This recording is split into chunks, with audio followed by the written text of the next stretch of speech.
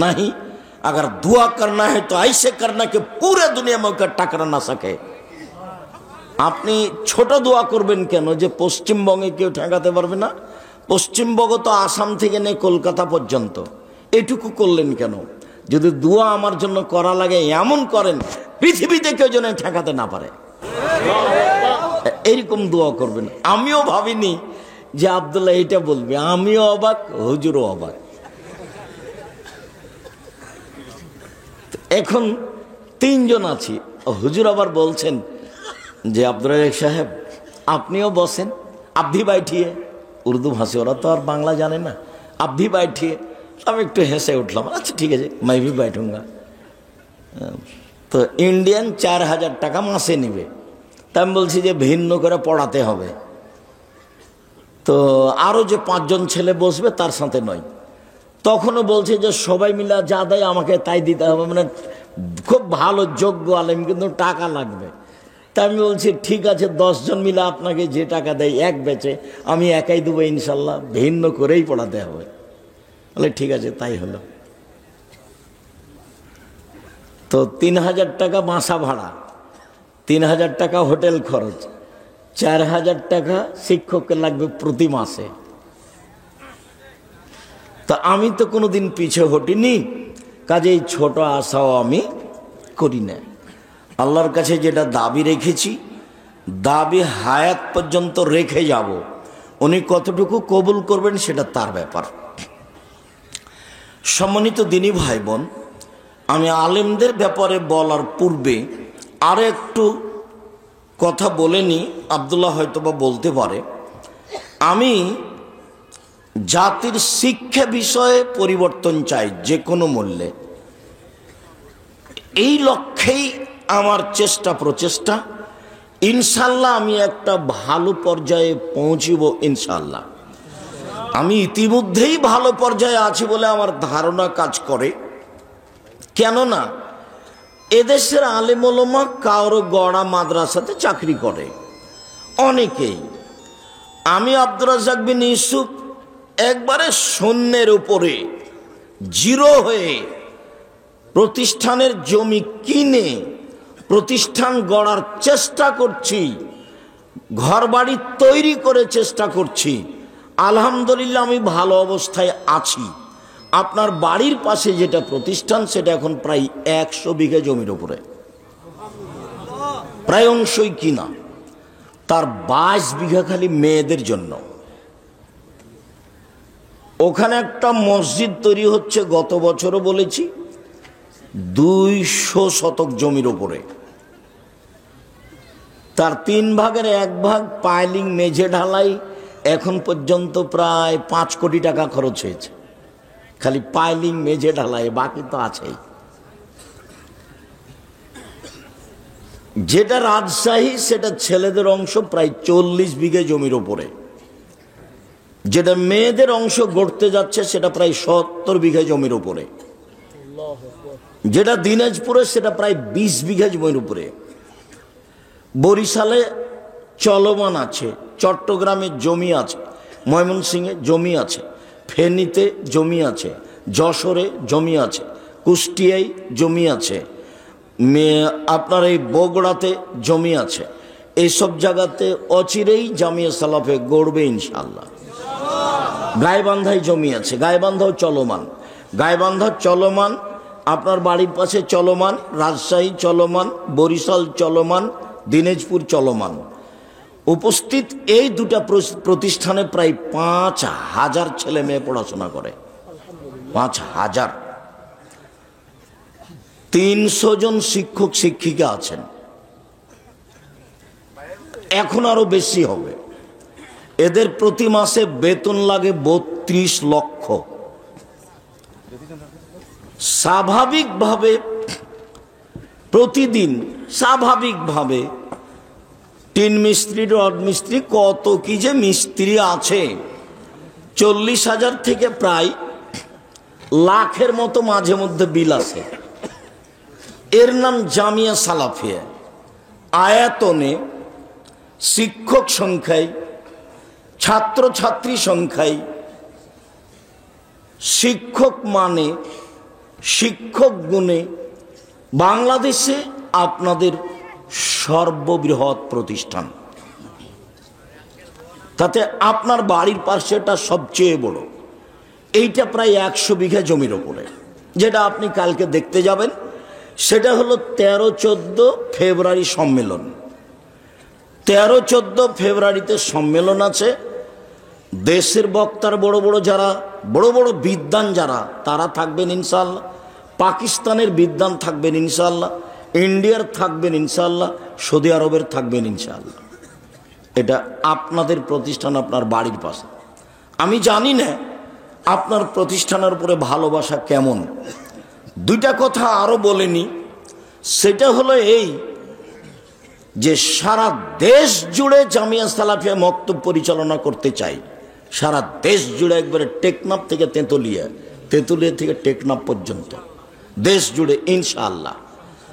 এবং তারা এই মক্তবের শিক্ষককে প্রশিক্ষণ দেওয়ার জন্য, জামিয়া সালাফিয়া এদেরকে প্রশিক্ষণ দেওয়ার জন্য দেশের আলেম ওলামা বা জেনারেল শিক্ষিত ছেলেদেরকে কোরআন শিক্ষা দেওয়ার জন্য একটা পদক্ষেপ গ্রহণ করা হয়েছে। ফ্রিতে রাজশাহী যাবেন প্রশিক্ষণ নেওয়ার জন্য, ফ্রিতে আসবেন, ফ্রিতে খাবেন, বই পুস্তক ফ্রি, যাওয়া ফ্রি, আসা ফ্রি, থাকা ফ্রি, খাওয়া ফ্রি, বই পুস্তক ফ্রি। এটা আপনাদের জামিয়া সালাফের ফলাফল। তবে রাজশাহীতে এটা আপনারা ব্যবস্থা করছেন, তাই মনে রাখা ভালো হবে। জামিয়া সালাফিয়া কোনো বৈদেশিক পয়সা দিয়ে চলে না, জামিয়া সালাফিয়া কোনো সংস্থা দিয়ে চলে না, জামিয়া সালাফিয়া কোনো বিত্তশালী দিয়ে চলে না, জামিয়া সালাফিয়া সরকারি অনুদানে চলে না। জামিয়া সালাফিয়া আমার আর আপনার 5,000, 10,000, 50,000, 2,000, 5 টাকা, 10 টাকা, এই টাকা দিয়ে চলে। আব্দুর রাজ্জাক কয় আমরা তো নরসিংদীর মানুষ, কবে যে দিয়েছি। আর কেউ দিয়েছে? আমি নরসিংদীর হয়ে যদি না দিই তো নারায়ণগঞ্জের দিয়েছে, নইলে গাজীপুরের দিয়েছে। চলছে তো, আর বিশাল আকৃতিতে চলছে। অবাক হবেন, আলহামদুলিল্লাহ। অবাকের যেটা ফলাফল সেটা আলহামদুলিল্লাহ। সারা দেশ জুড়ে মক্তব পরিচালনা করতে চাই জামিয়া সালাফিয়া আর দাওয়ায়ে আল্লাহর মাধ্যমে। সারা দেশ জুড়ে জামিয়া সালাফিয়া করতে চাই ইনশাআল্লাহ। এই ব্যাপারে প্রাণপণে চেষ্টা চলছে। অনলাইনে আল ইতেসাম টিভি আছে, যেখানে বক্তব্য রেকর্ডিং করে আপনাদের সামনে দেওয়া হয়। আমরা আপনাদের কাছে দিন প্রচার করার ব্যাপারে মানুষ হিসাবে সামান্যতম ত্রুটি করছি, এটা আমাদের মনে বলে না।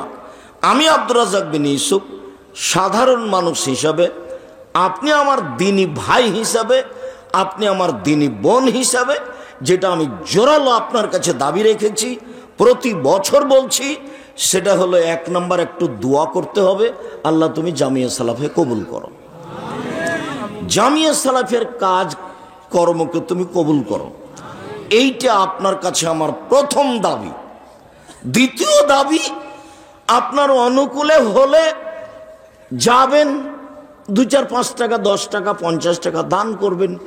যেহেতু 10-এর পয়সা দিয়ে চলে, তাতে আমি বলেছি পতিতালয়ের মহিলা যদি কুকুরকে পানি পান করে জান্নাত পেতে পারে, তো জামিয়া সালাফিয়া 10 টাকা দান করলে জান্নাত হবে ইনশাআল্লাহ। যা আব্দুর রহিমের বক্তব্যে ফুটে উঠছিল যে দান কি জিনিস। সাথে সাথে এই দেশের সর্ববৃহৎ প্রতিষ্ঠান হচ্ছে জামিয়া সালাফিয়া। শিক্ষা মানে সর্বোচ্চ প্রতিষ্ঠান হচ্ছে জামিয়া সালাফিয়া। শিরক মুক্ত প্রতিষ্ঠান জামিয়া সালাফিয়া, বিদআত মুক্ত প্রতিষ্ঠান জামিয়া সালাফিয়া, দল মুক্ত প্রতিষ্ঠান জামিয়া সালাফিয়া, সংগঠন মুক্ত প্রতিষ্ঠান জামিয়া সালাফিয়া, হিংসা মুক্ত প্রতিষ্ঠান জামিয়া সালাফিয়া, জাতীয় সম্পদ জামিয়া সালাফিয়া। আপনি কিছুটা কার্পণ্যতা করবেন, এটা আমি চাইনি। তবে আপনি যদি কিছু দেখতে পান আমার ত্রুটি, তাহলে আপনি বললে আমি সংশোধনের জন্য প্রস্তুত আছি। আমি তো মনে করছি যে খালেস অন্তরে আল্লাহকে সন্তুষ্ট করার জন্য কারো পিছনে না পড়ে, কারো বদনাম না করে, কারো বিরোধিতা না করে, এই দ্বীনি খিদমতে লেগে জীবন বাজি রেখে এইটাকে একটা ভালো থেকে ভালো পর্যায়ে নিয়ে যাবো ইনশাআল্লাহ। সম্মানিত দিনী ভাই বোন, আল্লাহ তাআলা বলেন, হে বিশ্বাসী মানুষ, সবচেয়ে অসন্তুষ্টপূর্ণ কাজটা করিও না। যেটা মানুষকে বলো সেটা তুমি আমল করো না, এমন কাজ তুমি করো না। আলেম ওলামা মানুষ যেটা বলছো সেটা আমল করবা, এটা আল্লাহর আদেশ। আবু হুরায়রা রাদিয়াল্লাহু তাআলা আনহু বলেন, রাসূল সাল্লাল্লাহু আলাইহি সাল্লাম বলেছেন, কাফা বিল মারে কাযিবান ইউহাদ্দিসু বিকুল্লি মা সামিয়া। একজন আলেমের জন্য মিথ্যুক হওয়ার ব্যাপারে এতটুকুই যথেষ্ট যে শরীয়তের কোনো কথা বলে দিল তদন্ত না করে। যার কারণে বহুদিন আমি বলেছি যে আজ যদি ওমর রাদিয়াল্লাহু তাআলা আনহু বেঁচে থাকতেন তাহলে শতকরা 95 জন বক্তার, যারা বাংলাদেশে বাংলা ভাষায় বক্তব্য দিচ্ছে, শতকরা 95 জন বক্তার আজীবন জেল হতো, তারা কেউ বাইরে থাকতে পেত না। আমি আর আপনি মনে করলাম বক্তা, কিন্তু আসলেই কি তাই? কোরআনে হাদিস না বুঝে, না বুঝার চেষ্টা করে, কেসা কাহিনী কি যে বলে আল্লাহই ভালো জানে। আর বক্তৃতাতে এরকম নয়, একেবারে খালে সন্তরে হতে হবে। রাসূল সাল্লাল্লাহু আলাইহি ওয়াসাল্লাম বলছেন, পৃথিবীর আলেম ওলামা শোনো, বাল্লিগু আন্নী ওয়ালা আয়া, আমার একটি কথা জানা থাকলে অন্যকে বলো। পৃথিবীর যারা আলেম ওলামা, যারা দিন প্রচার করতে চাও, তারা শোনো, আমার একটি কথা জানা থাকলে অন্যকে বলো। ও হাদ্দিসু আন বানি ইসরাঈল ওয়ালা হারাজ, বানি ইসরাইলের কাহিনী বলো, কোনো দোষ নেই। 2 নম্বর বাক্য। 3 নম্বর বাক্য, মান কাযাবা আলাইয়া মুতাআম্মিদান ফালিয়াতাবা মাকাদাহু মিনান নার। কেউ যদি কোনো কথা আমার নামে বলে, সেই কথা যদি আমার না হয়, কেউ যদি কোনো কথা আমার নামে বলে, সেই কথা যদি আমার না হয়, তাহলে তার থাকার জায়গা জাহান্নাম। আমি যে দিন প্রচার করতে এসে একটা কথা বলে দিলাম, বললাম যে ওযু করার সময় কাঁধ মাসা করতে হবে। এখন কাঁধ মাসা যদি রাসূলের কথা না হয় তাহলে কি হবে? তাহলে ফলাফল জাহান্নাম। জুব্বা যত বড়ই হোক, পাগড়ি যত বড়ই হোক, রেহাই হবে না। রাসূল সাল্লাল্লাহু আলাইহি ওয়াসাল্লাম বলছেন, একদা জিবরাইল আমাকে নিয়ে গেলেন উপরে। তো দেখি হঠাৎ অনেক মানুষ, তুকরাজু সাফাউমে মাকারাজ মিনান নার, যাদের ঠোঁট এবং জিহ্বাকে আগুনের কেঞ্চি দিয়ে কেটে দেওয়া হচ্ছে। তা আমি বললাম জিবরাইলকে, মান হাউলায়, জিবরাইল এরা কারা?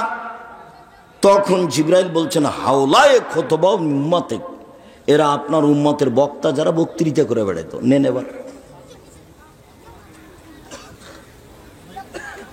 যার কারণে আমাকে আর আপনাকে সচেতন হওয়া খুবই জরুরি, অন্তত দিন প্রচারের ব্যাপারে। মানুষ বেশি হবে কি হবে না এ বিবেচনা করতে হবে না। মানুষ 10 জন হোক, যারা কোরআন হাদিস জানে বুঝে, তাদেরকেই দাওয়াত দিতে হবে। 10 জন হোক মানুষ, তাতে কি আছে? আমি কি কারো জিম্মেদারি নিয়েছি যে তাকে হেদায়েত করতেই হবে? আল্লাহ বলছেন আমার নবীকে, ইন্নাকা লা তাহদি মান আহবাবতা, আপনি জোর করে কাউকে হেদায়েত করতে পারবেন না। গিয়ে চাচাকে বলছেন, চাচা আপনি খালি লা ইলাহা ইল্লাল্লাহ বলেন, বাকিটুকু বিচারের মাঠে কি করা লাগে সেটা আমি দেখব। মুহাম্মদ সাল্লাল্লাহু আলাইহি ওয়াসাল্লাম বলছেন। এখন আবু জাহাল, আবু লাহাব যারা পাশে আছে, তারা বলছেন, আবু তালেব মরার সময়তে ধর্ম ত্যাগ করে মরবেন, মানুষে আপনার বদনাম করবে। এখন ভাতিজাতে বলছে, চাচা শুধু খালি লা ইলাহা ইল্লাল্লাহ বলেন, এটা মুখ দিয়ে বের করেন, বাকিটুকু বিচারের মাঠে কি করা লাগে সেটা আমি দেখব। কেননা আপনি যদি এই পথ দিয়ে না আসেন তাহলে আমার কিছু করার নেই। শুধু খালি এই পথ দিয়ে আসেন, তাহলে বাকিটুকু দেখব। মুখে খালি লা ইলাহা ইল্লাল্লাহ বলেন। তো এখন যারা পাশে আছে তারা বলছে, মরার কালে ধর্ম ত্যাগ করে মরবেন, মানুষে বদনাম করবে। তখন বলছে, ভাতিজা তাহলে হলো না, আমি যে ধর্মে ছিলাম সেটাই বহাল থেকে গেলাম। তো 2-1 দিন পরে মারা গেল। তো মুসলিম গ্রন্থে এসেছে, আলী বলছেন, আল্লাহর নবী আপনার চাচা মারা গেছে। তখন আল্লাহ রাসূল বলছেন, এই আলী শোনো, যাও ওকে মাটিতে পুঁতে দাও। আবু তালেব মুহাম্মদ সাল্লাল্লাহু আলাইহি সাল্লাম সবচেয়ে কাছের মানুষ, মুহাম্মদ সাল্লাল্লাহু আলাইহি সাল্লামের সবচেয়ে কাছের মানুষ।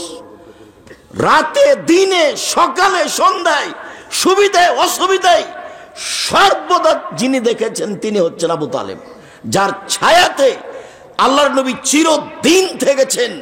সেই নবী বলছেন, আলী যাও তাকে মাটিতে পুঁতে দাও। উনি গেলেন না, মাটিতে পুঁতে দিতে গেলেন না।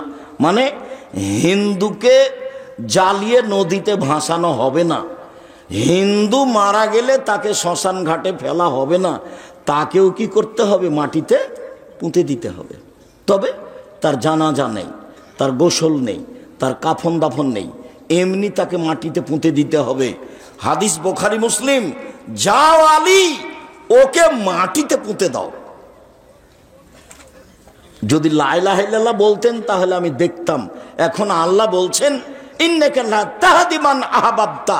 মুহাম্মদ সাল্লাল্লাহু আলাইহি সাল্লাম, আপনি ইচ্ছা করলেই কাউকে হেদায়েত করতে পারবেন, ব্যাপারটা এমন নয়। ইন্না আলাইনা লাল হুদা, কাকে আমি হেদায়েত করব সেটা আমার ব্যাপার।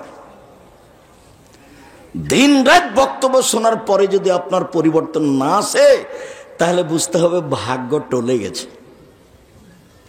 তাহলে কি বুঝতে হবে? ভাগ্য টলে গেছে। দোয়া করে একে ফিরিয়ে নিয়ে আসতে হবে। পৃথিবী সৃষ্টির 50,000 বছর পূর্বে ভাগ্য লেখা হয়েছে। এইটাকে কেটে নতুন ভাবে লেখার একটাই পথ, দিন রাত দোয়া করা, কান্নাকাটি করা। তাহলে আল্লাহ যেটা লিখে রেখেছেন সেটা কেটে পরিবর্তন করে দিবেন। রাসূল সাল্লাল্লাহু আলাইহি সাল্লাম বলছেন যে আমি স্বপ্নে দেখলাম একদা, লম্বা কথার একটা কথা, যে আমাকে দুইজন ফেরেশতা দুই হাত ধরে টেনে নিয়ে যাচ্ছে। দেখি একটা লোক চিত হয়ে শুয়ে আছে, আর পাশে একটা লোক পাথর দিয়ে তার মাথাকে ভেঙে চৌচির করে দিচ্ছে। মারলে দূরে ছিটকে চলে যাচ্ছে পাথরটা, আবার নিয়ে আসে, আবার মারে, আবার চলে যায়, আবার নিয়ে আসে, আবার মারে, আবার ছিটকে চলে যায়। আমি এক পর্যায়ে বললাম, বলো তো এটা ঘটনা কি? তখন তারা দুইজন বললেন, জিবরাইল আর মিকাইল দুইজন বললেন যে ইনি হচ্ছেন মাওলানা মানুষ, বলতো আমল করতো না।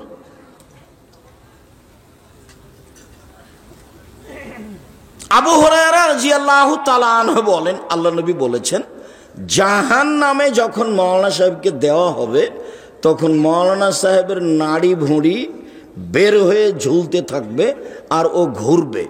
তো জাহান্নামীরা জমা হয়ে বলবে, মালাক আনতা তা'মুরুনা বিল মারুফ ওয়া তানহা আনিল মুনকার, কি ব্যাপার, আপনি তো ভালো কথা বলতেন, মন্দ থেকে নিষেধ করতেন, আপনি কেন এখানে?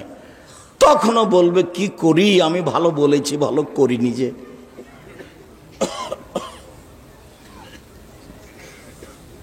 রাসূল সাল্লাল্লাহু আলাইহি সাল্লাম বলেন, ইয়াকুনু মিন বাদি আইম্মা, আমার পরে এক শ্রেণীর আলেম মানুষের কাছে আলেম হয়ে আসবে, ইহতাদুনা বিগাইরি হাদিয়াতি, আমার আদর্শ ছাড়াই অন্য আদর্শ মানবে এবং প্রচার করবে।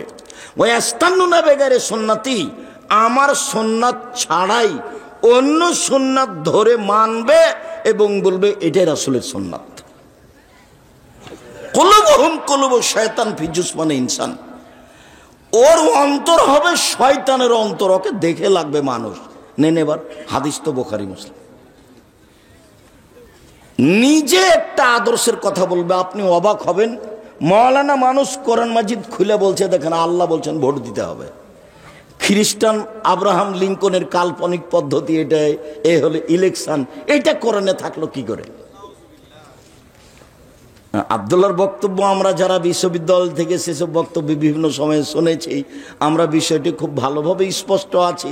আজকে কি বিষয়ে অল্প সময় কথা হবে তা আমার জানা নাই, হয়তো বা আমরা বসে থাকলে সেটা বুঝতে পারবো যে কি বিষয়ে কথা হবে ইনশাআল্লাহ। তা আব্রাহাম লিঙ্কনের কাল্পনিক পদ্ধতি, যেই পদ্ধতিতে নির্বাচনে মেথর এ হতে পারে, প্রধানমন্ত্রী হতে পারে, মুচি প্রধানমন্ত্রী হতে পারে। চলে, তুমি যে দড়িয়ে বেড়াও, উমুকের চরিত্র ফুলের মতো পবিত্র, তোমার মাথায় কিছু আছে, গোবর আছে তোমার মাথায়, তুমি হিসাব পাও না? তোমরা সবাই মিলে একটা উচ্চ শিক্ষিত নরসিংদী জেলার একেবারে লন্ডন থেকে পড়ে এসেছে, ভদ্র নম্র হুঁশিয়ার বড় বিদ্বান, তাকে তোমরা এমপি মন্ত্রী করার জন্য ভোট দিচ্ছ। ফলাফলে দেখা গেল যে তোমাদের এলাকার এক মুচি দুনিয়ার বদের গোড়া, তারই ভোট একটা বেশি। এবার কি হবে বলো দেখি? মুচি পাস।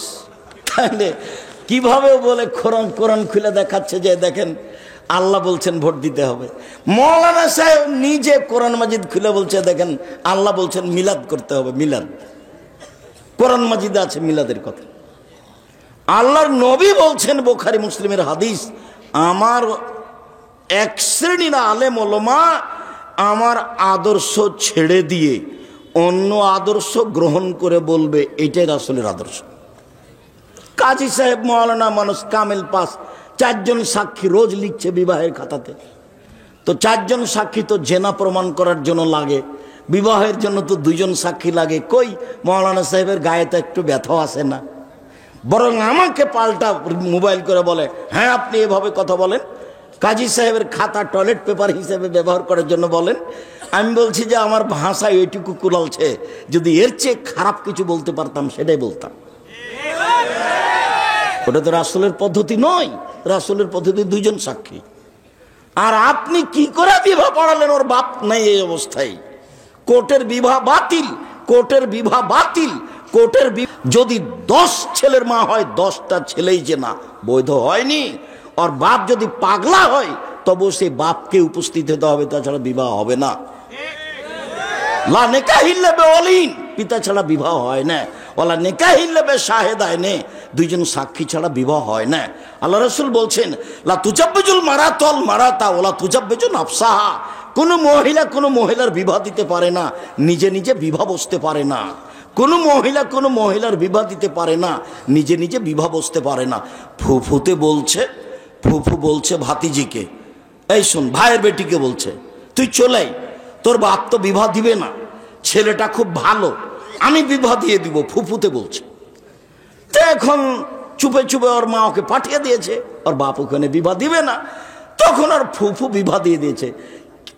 পুরুষ ছাড়া বিবাহই হবে না, কখন কখন তার ফুফু বেটা ছেলে হয়ে গেছে, পুরুষ মানুষের বিবাহ দিয়ে দিয়েছে।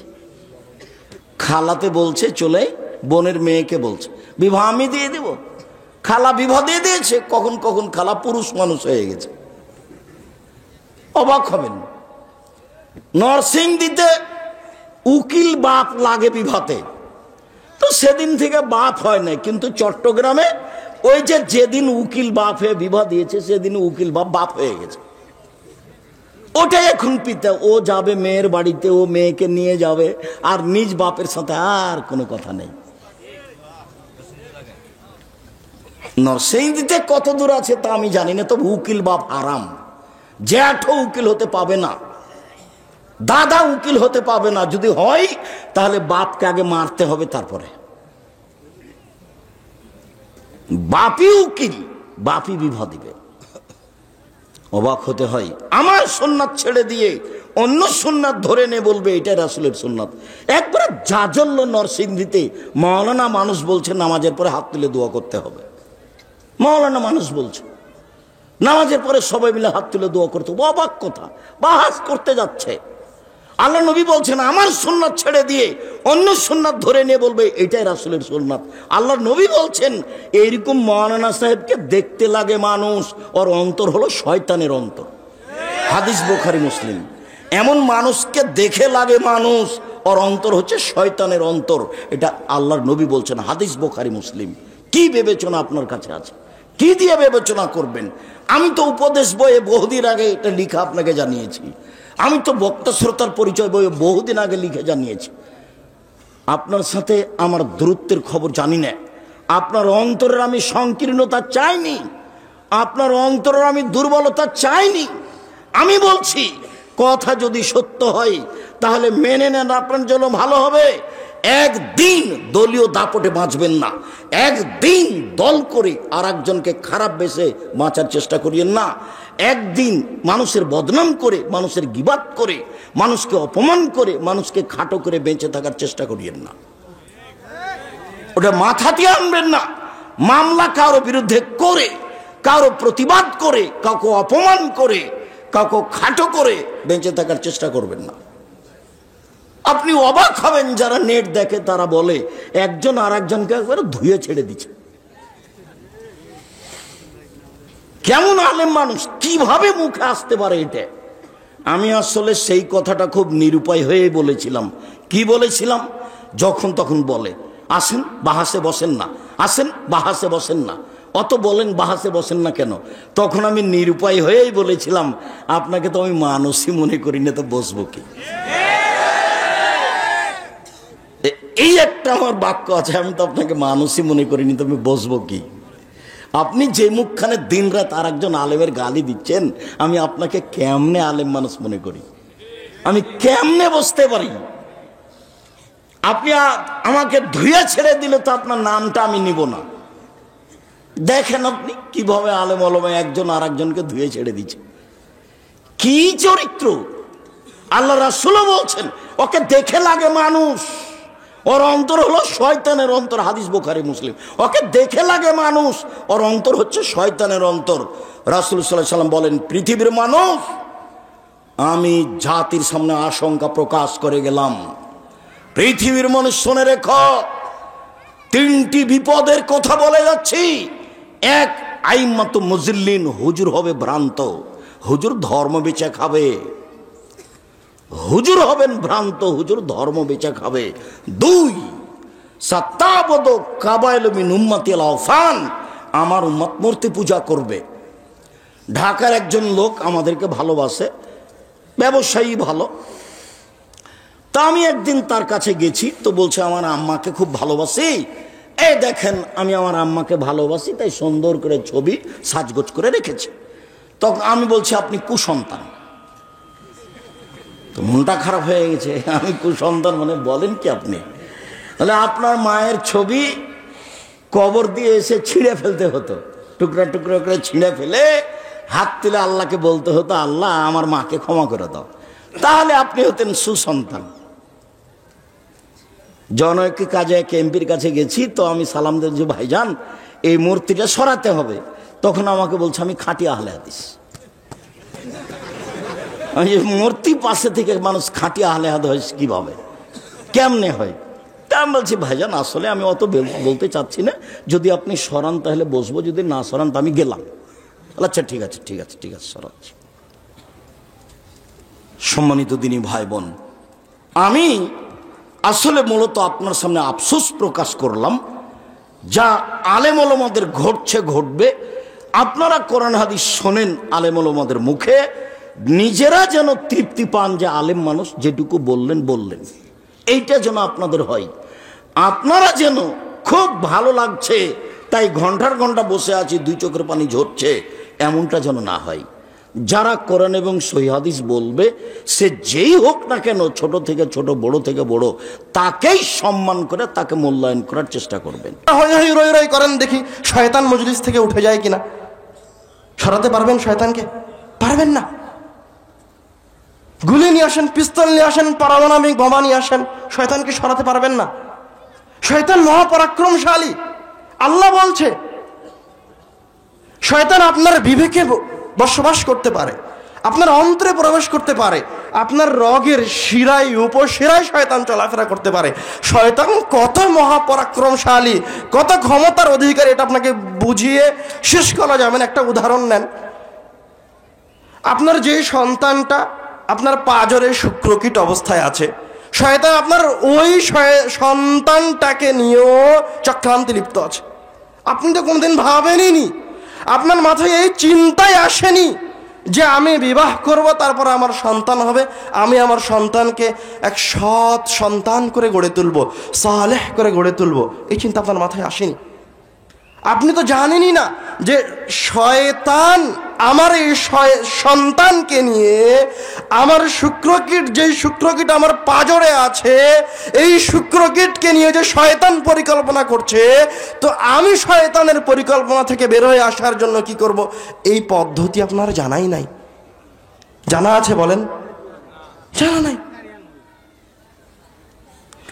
রাসূল সাল্লাল্লাহু আলাইহি ওয়াসাল্লাম পদে পদে যখনই কোনো মহান কাজ শুরু করা হয় তখনই শয়তান থেকে বাঁচার জন্য অপোজিটে বিরোধী পক্ষে রাসূল সাল্লাল্লাহু আলাইহি ওয়াসাল্লাম দোয়া শিখিয়ে দেন, অথবা আল্লাহ রাব্বুল আলামিন কোরআনুল কারীমের একটা আয়াত দিয়ে মুসলমানদেরকে শিখিয়ে দিয়েছেন।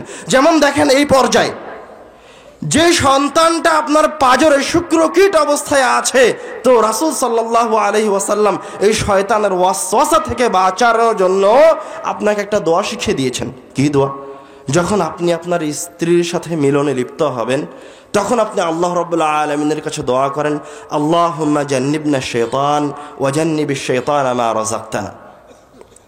আল্লাহুম্মা জান্নিবনা শাইতান, হে আল্লাহ আমার আর আমার স্ত্রীর মাধ্যমে যে সন্তান, আল্লাহুম্মা জান্নিবনা শাইতান, হে আল্লাহ আপনি আমাকে আমার স্ত্রীকে শয়তানের ওয়াসওয়াসা থেকে, শয়তান থেকে পরিত্রাণ দান করুন।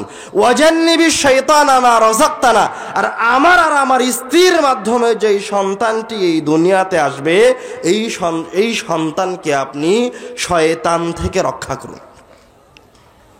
আপনি যদি সৎ সন্তান কামনা করেন, আপনার অন্তরে যদি বাসনা থাকে যে আমার সন্তানটা সৎ হোক, যখনই আপনি স্ত্রী সহবাসে যাবেন, যখনই আপনি সহবাসে লিপ্ত হবেন, এই দোয়া পড়েন, আল্লাহুম্মা জান্নিবনা শাইতান ওয়া জান্নিবিশ শাইতানা মা রাযাকতানা। আল্লাহ রাব্বুল আলামিন আপনার সন্তানকে শয়তানের কুমন্ত্রণা থেকে, শয়তানের ওয়াসওয়াসা থেকে, শয়তানের স্পর্শ থেকে বাঁচিয়ে রাখবেন। আপনার সৎ সন্তান জন্মগ্রহণ করবে। আপনি তো শয়তানকে চিনেন না। শয়তান এত এত এত শক্তিশালী, এত শক্তিশালী। আপনাকে আর একটা উদাহরণ দিয়ে বুঝাই। ইসলামের শরীয়তে প্রত্যেকটা কাজ কি দিয়ে শুরু করতে হয়? বিসমিল্লাহ দিয়ে শুরু করতে হয়। আসমান জমিনের মাঝে,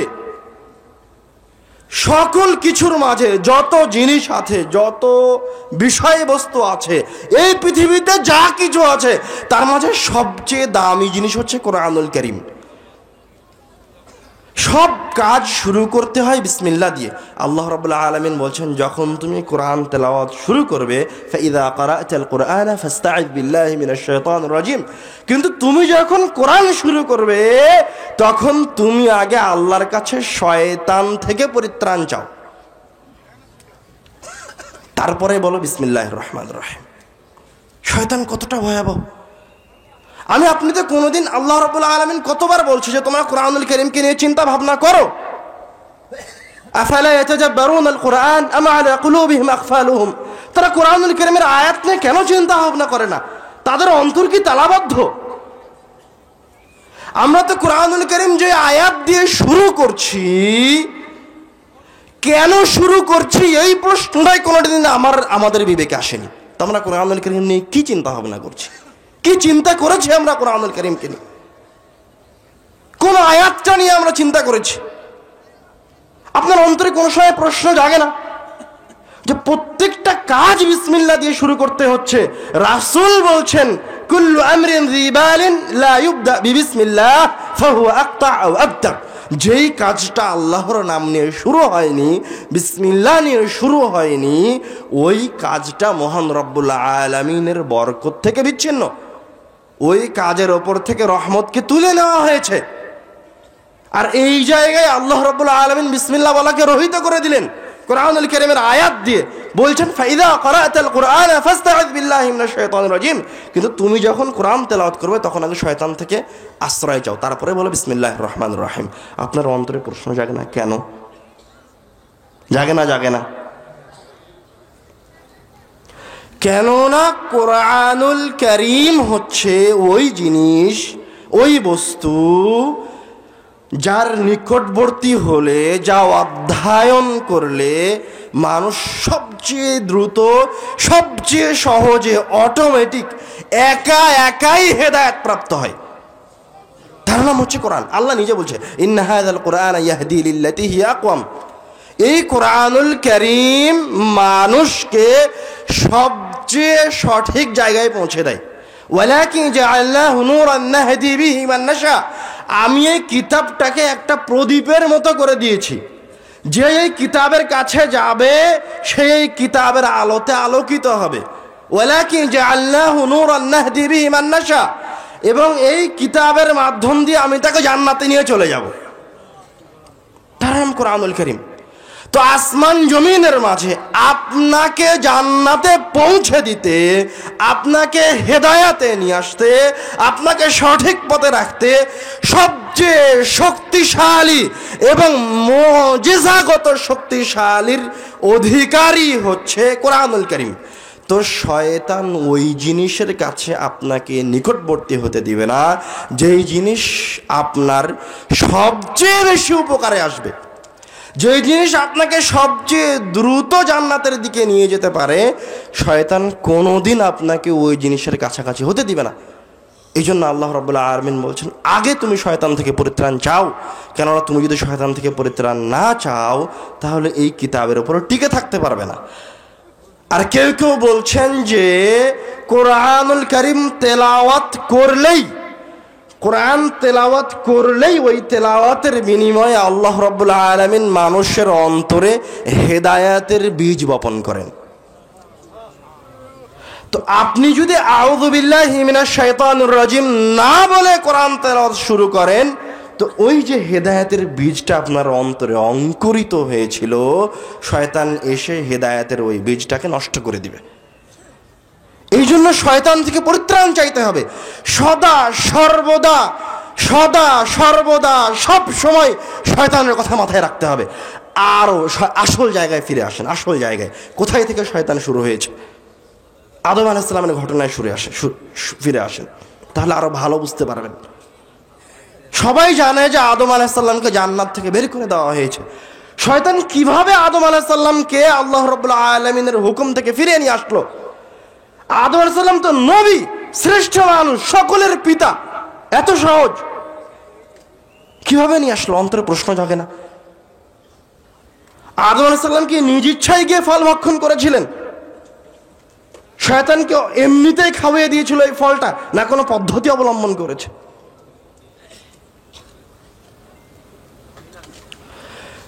যখন আল্লাহ রাব্বুল আলামিন আদম আলাইহিস সালাতু ওয়াস সালামকে বললেন, তোমরা এই গাছের ফল ভক্ষণ করিও না, এই গাছের নিকটে আসিও না, আল্লাহর নির্দেশ। এবার শয়তান আদম আলাইহিস সালাতু ওয়াস সালামকে ওই হুকুম থেকে আল্লাহ রাব্বুল আলামিনের নাফরমানি করার জন্য আদম আলাইহিস সালাতু ওয়াস সালামের কাছে এসেছে। কিভাবে এসেছে দেখেন। শয়তান যদি এসে আদম আলাইহিস সালামকে বলতো যে আমি ইবলিস, আমি শয়তান, আমি তোমাকে পথভ্রষ্ট করতে এসেছি, তো আদম আলাইহিস সালামকে শয়তানের কথা শুনতেন না, কোনোদিন শুনতেন না। শয়তান যদি আদম আলাইহিস সালামকে আবার ওই জায়গায় হত্যা করত, তবুও শুনতেন না, কোনোদিনই শুনতেন না, মরে গেলেও শুনতেন না। এই জন্য শয়তান কি পথ অবলম্বন করেছে?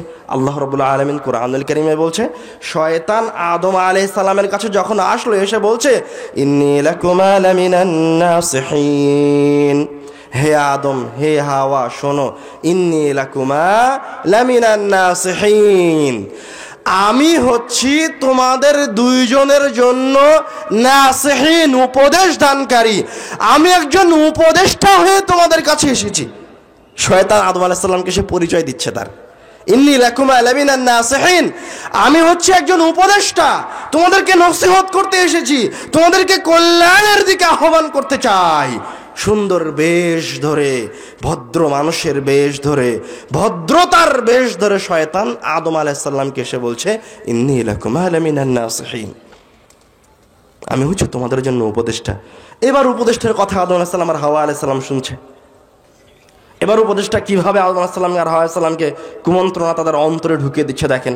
ডাইরেক্ট বলছে না যে আল্লাহ তোমাকে এই ফল খেতে বলেছে, তুমি খেতে নিষেধ করেছে, তুমি খাও, এই কথা বলছে না। বলছে যে তুমি যদি এই গাছের ফল খাও তাহলে তুমি চিরদিন যৌবন থাকবে, তুমি যদি এই গাছের ফল খাও তাহলে তুমি চিরদিন জান্নাতে থাকতে পারবে। এই নানান কথা বলে আদম আলাইহিস সালামকে আর হাওয়া আলাইহিস সালামকে ফুসলাচ্ছে। ওই ফলের ফজিলত বর্ণনা করছে একজন উপদেষ্টা সেজে এসে। তখন আদম আর হাওয়া আলাইহিস সালাম ওই গাছের ফল খেয়ে নিয়েছেন। যখন খাওয়া হয়ে গেছে আর যখন আল্লাহ রাব্বুল আলামিনের কাছ থেকে বাণী পৌঁছে গেল যে তুমি আমার কথার অমান্য করেছো, এবার আদম আলাইহিস সালাম বুঝতে পারলেন যে ইন্নী লাকুমা লামিনান নাসিহিন, ওই যে উপদেশটা এসেছিল ওই উপদেশটা আসলে উপদেশটা নয়, ওই কে? শয়তান। তা আপনি কি মনে করেছেন যে ওই ইবলিস মারা গেছে? ইবলিস মরে গেছে? ইবলিস তো কিয়ামত পর্যন্ত বেঁচে থাকার অফার নিয়ে এসেছে আল্লাহর কাছ থেকে। আপনার বয়স কত? 30 বছর, 20 বছর, ৭৭ বছর, ধরে নিলাম 100 বছর। আপনার ঈমান হচ্ছে 100 বছরের পুরাতন। আর শয়তান তো আপনার 100 বছরের ঈমান কেন, শয়তান শত শত হাজার হাজার লক্ষ কোটি কোটি মিলিয়ন মিলিয়ন বছর ধরে আপনার মতো শত শত লক্ষ কোটি কোটি মিলিয়ন মুসলমানের ঈমানকে হরণ করে আসছে। আপনি তো তার কাছে চুটকি, আপনি তো তার কাছে কিছুই না, হাওয়া। আপনি তো নবী নন, আপনি তো রাসূল নন, আপনি তো একজন মানুষ। নিমিষেই সেকেন্ডের মাঝে শয়তান আপনাকে সৎ পথ থেকে বিপথে নিয়ে যাবে, আপনি বুঝতেই পারবেন না। আপনি কি মনে করছেন যারা স্টেজে বসে কথা বলছে, যারা জুব্বা গায়ে দিয়ে আছে, যারা মাথায় পাগড়ি পরে আছে, যাদের মাথায় বড়, যাদের মুখে বড় বড় দাড়ি, তারা সবাই ভালো মানুষ?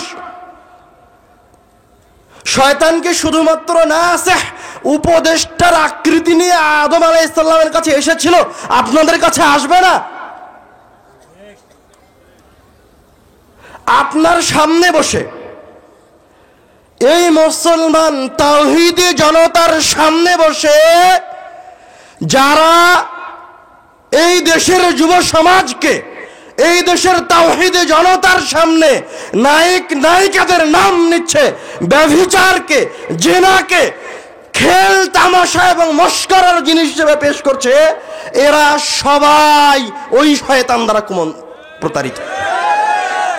এরা শুধু ওই শয়তান দ্বারা প্রতারিত না, এমনও হতে পারে ওদের মাঝে থেকে এক একজন শয়তান, ওই শয়তান আপনার সামনে বসে আপনাকে দার্স দিচ্ছে। হতে পারে না? শয়তান যদি আদম আলাইহিস সালামের সামনে আসতে পারে, আপনার সামনে আসতে পারে না? 100 বার আসতে পারে। তো আপনাকে কতটা সতর্ক থাকতে হবে? সবার আগে এই শয়তানকে জানতে হবে। শয়তানকে না জানতে পারলে, শয়তানকে না বুঝতে পারলে বাঁচার উপায় নাই, কোনো উপায় নাই বাঁচার। শয়তান মিনিটে সেকেন্ডে আপনাকে পথভ্রষ্ট করে দিবে।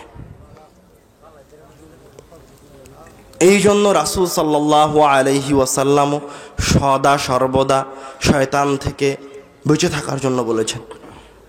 আল্লাহ রাব্বুল আলামিন কুরআনুল কারীমে একাধিক জায়গায়, অসংখ্য জায়গায় শয়তানের কথা বলেছে। আজকের যুব সমাজের কি করার কথা ছিল, কোথায় থাকার কথা ছিল, যুব সমাজ আজকে কোথায় অবস্থান করছে দেখেন, আপনি নিজে দেখেন। ঈসা আলাইহিস সালাতু ওয়াস সালামের পর, ঈসা আলাইহিস সালামকে যে আল্লাহ রাব্বুল আলামিন আসমানে উঠিয়ে নিলেন, তারপর আবার হাজারো বছর চেষ্টা করে শয়তান আইয়ামে জাহেলিয়াতের রচনা করেছিল। শয়তান বুঝিয়েছিল যে এই দেশের, শয়তান বুঝিয়েছিল যে মানুষের মাঝে থেকে যারা নারী আছে ওরা হচ্ছে বেচা কেনার জিনিস। ওরা বুঝিয়েছিল মাদক হচ্ছে আনন্দ আমেজের জিনিস। ওরা একটা আইয়ামে জাহিলিয়াত রচনা করেছিল। যখন আল্লাহ রাব্বুল আলামিন আবার কোরআনুল কারীমকে পাঠালেন, আবার রাসূল সাল্লাল্লাহু আলাইহি ওয়াসাল্লামকে পাঠালেন, তখন এই কোরআন, এই যে হাজার হাজার বছর চেষ্টা করে শয়তান যা আইয়ামে জাহিলিয়াত রচনা করেছিল, এগুলি কয়েক বছরের মাঝে ভেঙে চুরে তছনছ করে দিলেন। তো আপনি কি মনে করছেন শয়তান চায় আপনি কোরআনুল কারীমের কাছে যান? কোনোদিন চাইবে না। শয়তান চায় আপনি 10 টাকা দান করে আপনার জান্নাতকে কিনে নেন? চাইবে শয়তান? কোনোদিন চাইবে না। শয়তান কোনোদিন চাইবে না এই দেশের যুবক বলি যুবকেরা আবার ইসলাম শিক্ষায় শিক্ষিত হোক, কোনোদিন চাইবে না। এটা শয়তানের কামনা, কোনোদিনই হবে না। সবাইকে পথভ্রষ্ট করার জন্য বসে আছে শয়তান। আর যে যত বেশি ভালো, যে যত বেশি ভালো, যে যত বেশি পরহেজগার, শয়তান তার পিছনে তত বেশি লেগে থাকবে।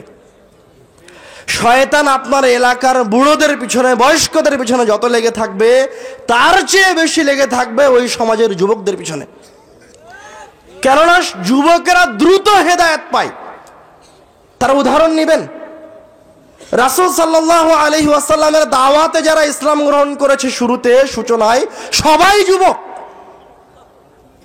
যারা ইসলামের বিজয়ের পতাকা উড্ডীন করেছে সবাই যুবক। খালিদ সাইফুল্লাহ সবচেয়ে বীর, সবচেয়ে বড় বীর মুসলমানদের, তিনি যুবক, নওজোয়ান।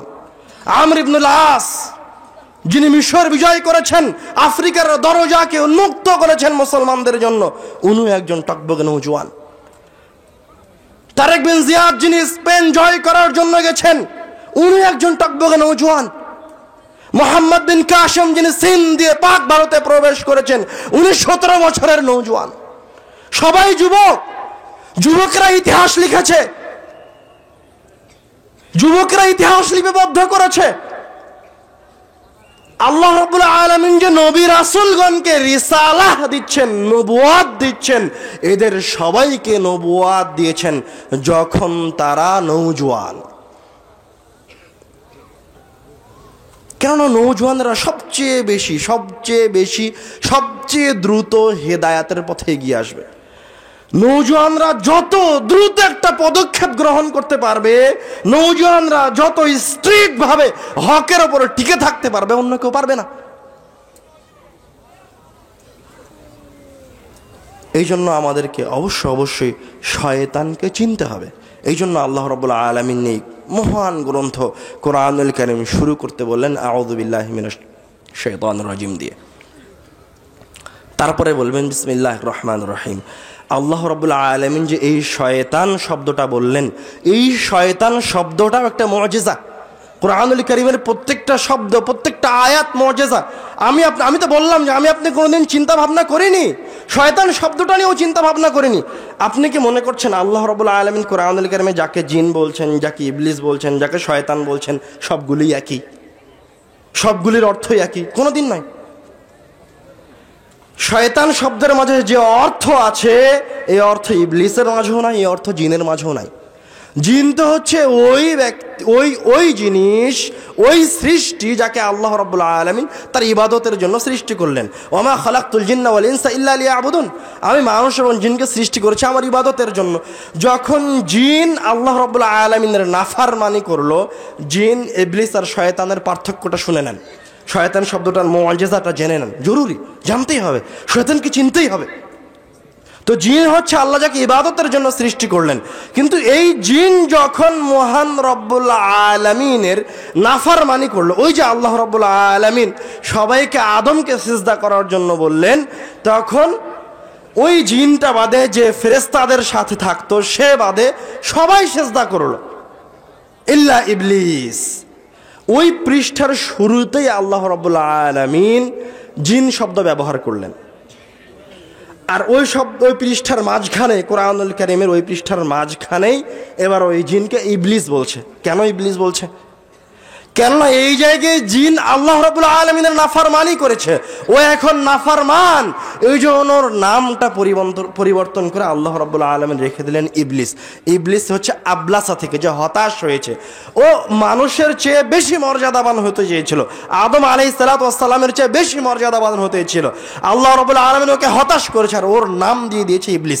এবার কোরআনুল কারীমের যত জায়গায় আপনি ইবলিস শব্দটা পাবেন, আপনি খুলে দেখেন, আয়াতের অনুবাদ পড়ে দেখেন, যেই জায়গাগুলিতে জিন আল্লাহর নাফরমানি করেছে ওই জায়গায় আল্লাহ রাব্বুল আলামিন জিনকে ইবলিস বলেছে, শয়তান বলেনি। শয়তান কখন বলল?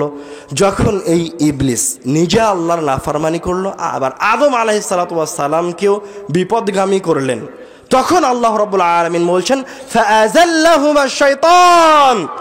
আল্লাহ রাব্বুল আলামিন একটা নতুন শব্দ নিয়ে আসলেন এর স্বভাবকে বোঝানোর জন্য। এই জিনের, এই ইবলিসের স্বভাবটাকে বোঝানোর জন্য একটা নতুন শব্দ গঠন করলেন, সেটা হচ্ছে শয়তান। ফাআযাল্লাহুমা শাইতান। শয়তান হাওয়া আলাইহিস সালাম আর আদম আলাইহিস সালাতু ওয়াস সালামকে বিপথে নিয়ে চলে আসলো, ভুল কাজ করিয়ে দিল। শয়তান শব্দ গঠন করলেন আল্লাহ রাব্বুল আলামিন। এবার আসেন শয়তান শব্দের মুআজিজায়। আল্লাহ রাব্বুল আলামিন এই জায়গাতে খারাপ জিন বললেও পারতেন, বললো ইবলিস বললে হতো না, ইবলিস বললেও তো হতো। ইবলিসও তো একটা খারাপ শব্দ হিসেবে ব্যবহার করেছেন আল্লাহ রাব্বুল আলামিন, কিন্তু আল্লাহ রাব্বুল আলামিন ইবলিস শব্দটা ব্যবহার করলেন না, নতুন একটা শব্দ বানালেন আল্লাহ রাব্বুল আলামিন, সেটা হচ্ছে শয়তান। কেন এই শব্দ বানালেন আল্লাহ রাব্বুল আলামিন?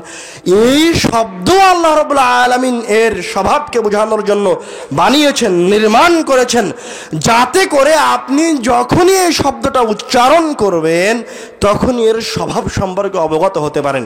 কিন্তু আপনি তো এই শব্দের মজিজাই জানেন না, এই শব্দ উচ্চারণের সময় এটা অনুভব করবেন কিভাবে? এই শব্দের মজিজায় আসেন। এই শব্দটা গঠন হয়েছে কয়টা অক্ষর নিয়ে? শিন, ইয়া, ত, আলিফ, নুন, 5টা অক্ষর নিয়ে। তার প্রথম অক্ষর কি? শিন। শিনটাকে আরবি অক্ষর সমূহের মাঝে এটাকে বলা হয় মিন হুরুফিত তাফাশশি।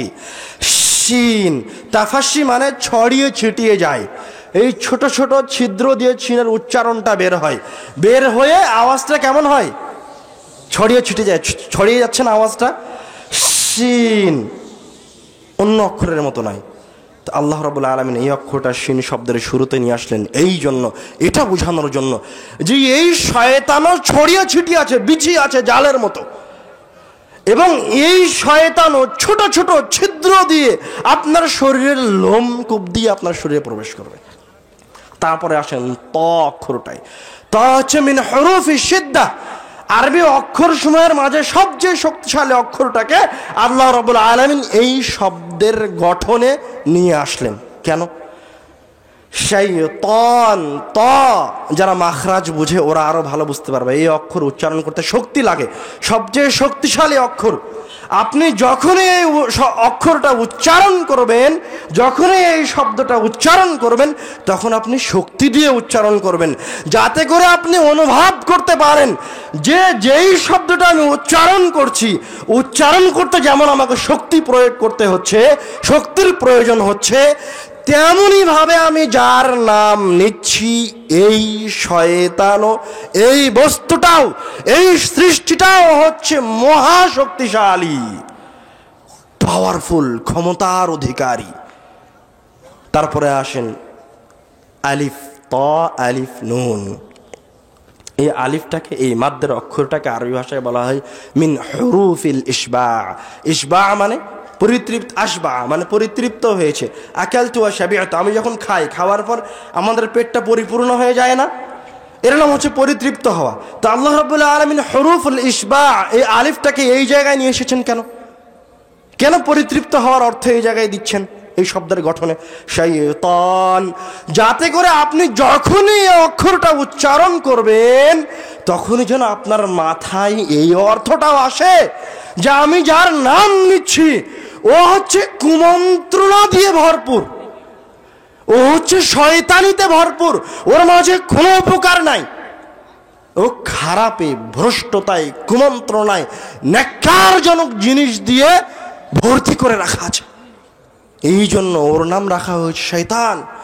ও ছড়িয়ে ছিটিয়ে থাকে, ছোট ছোট ছিদ্র দিয়ে প্রবেশ করে, ও হচ্ছে শক্তিশালী, ও হচ্ছে খারাপ দিয়ে পরিপূর্ণ। এই সবগুলি অর্থকে আল্লাহ রাব্বুল আলামিন এই একটা শব্দের মাঝে নিয়ে এসেছেন। এর নাম কুরআনুল কারীমের মুজিজা। আমি আপনি তো কোনোদিন কুরআনুল কারীমের কোনো শব্দ নিয়ে, কোনো আয়াত নিয়ে চিন্তা ভাবনা করিনি। আপনারা কি শয়তান বুঝতে পেরেছেন? শয়তান বোঝা গেছে? স্পষ্ট হওয়া গেছে? খবরদার, কখনো কোনো সময় এই শয়তানকে ভুলে যাবেন না। শয়তানকে ভুলে গেলেই বিপদ, শয়তানকে ভুলে গেলেই আপনি বিপদগামী হয়ে যাবেন। এবার আসেন, যেই আলোচনা শুরু করতে যাচ্ছিলাম হাম সানা দিয়ে, সেটা হচ্ছে আল্লাহ রাব্বুল আলামিন আসমান জমিনের মাঝে যত ইবাদতকে রেখেছেন তার মাঝে সবচেয়ে ব্যতিক্রম ধর্মী এক স্বতন্ত্র বৈশিষ্ট্যের অধিকারী ইবাদতের নাম হচ্ছে দান সাদকা। আপনার কাছে দান সাদকা শব্দটা অনেক অনেক বেশি শুনেছেন, এটা আপনার কাছে অনেক স্বাভাবিক, কিন্তু মনোযোগ দিয়ে আলোচনা শুনেন, বুঝতে পারবেন এই দান সাদকা কোনো স্বাভাবিক জিনিস নয়, এক অস্বাভাবিক জিনিস। এর স্বতন্ত্র বৈশিষ্ট্য কি এটা আগে জানে নেন, তাহলে মনোযোগ ধরে রাখতে সুবিধা হবে। দান এমন একটা ইবাদত, দান এমন একটা ইবাদত, দান এমন একটা স্বতন্ত্র ইবাদত যেমন আপনি 2 রাকাত নফল সালাত আদায় করেছেন, তো 2 রাকাত নফল সালাত আদায় করলে আপনাকে কয় রাকাতের নেকি দেওয়া হবে?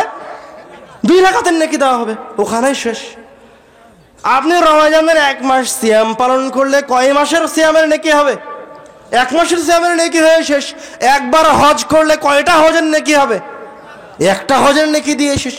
কিন্তু দান এমন এক ব্যতিক্রম ধর্মী ইবাদত, এমন শক্তিশালী ইবাদত যে 1 টাকা আজকে দান করবেন, এই 1 টাকার বিনিময় কিয়ামত পর্যন্ত চলতে থাকবে।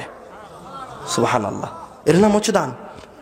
সকল ইবাদত থেকে স্বতন্ত্র শক্তির অধিকারী। দানের আর একটা শক্তি হচ্ছে অন্য ইবাদত, যেমন তাহাজ্জুদ পড়ে আপনি আল্লাহর নিকটবর্তী, আল্লাহর কাছে এক প্রশংসনীয় বান্দা হতে পারবেন।